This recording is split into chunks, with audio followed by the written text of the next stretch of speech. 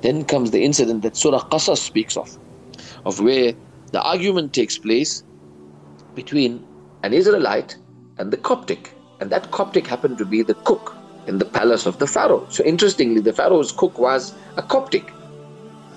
Seems he didn't trust anybody but his own to cook his food. Anyway, now this cook was insisting on the Israelite to carry his goods to the kitchen, the royal kitchen.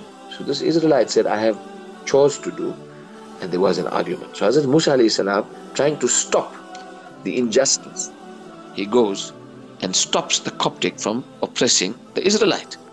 So the Israelites, the Coptic says that if you don't want him to do it, you must do it. And he tongue-lashed Hazrat Musa alayhi salam. Hazrat Musa alayhi salam wakazahu, gave him one blow, not intentionally intending to hurt him. He was just trying to stop him from his oppression and wake him up.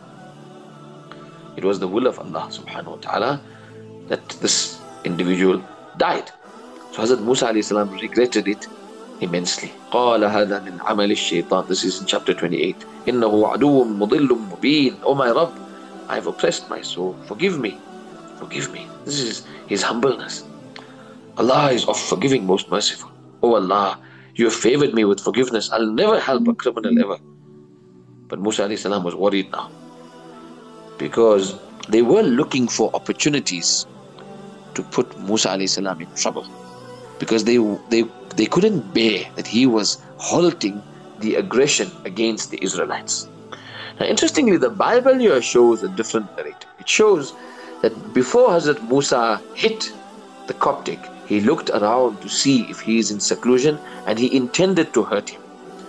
But we'll always find the Quran-e-Kareem and the report in the Quran. That's why when Allah mentions the incidents of the righteous, the Anbiya alayhimus salam, in the Quran says, بِالْحَقِّ نَحْنُ نَقُصُّ عَلَيْكَ نَبَأَهُمْ بِالْحَقِّ. We will tell you the narrative, the correct version, بِالْحَقِّ. So you'll always find the Quran will always maintain and preserve the truth.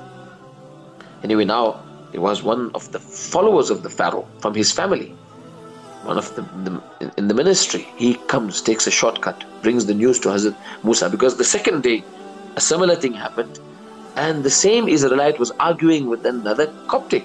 So Hazrat Musa alayhi salam says, every day you're arguing, that means you are up to no good. You are starting the problem. Can't you end off an argument? Why do you have to trouble people every day and make trouble? So this man divulged the reality that Hazrat Musa helped him the previous day.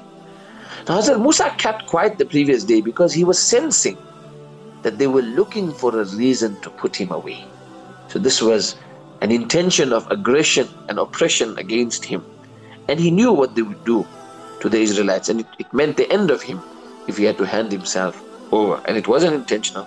So this time when the news came out, because yesterday they were looking for the murderer of the cook.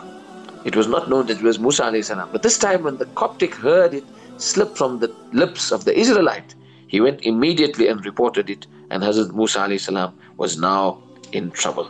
Someone came, وَجَاءَ رَجُلٌ مِّنْ أَقْصَى الْمَدِينَةِ يَسْعَى, from the outskirts of the city, rushing, "Oh Musa, this ministry are plotting against you to definitely assassinate you.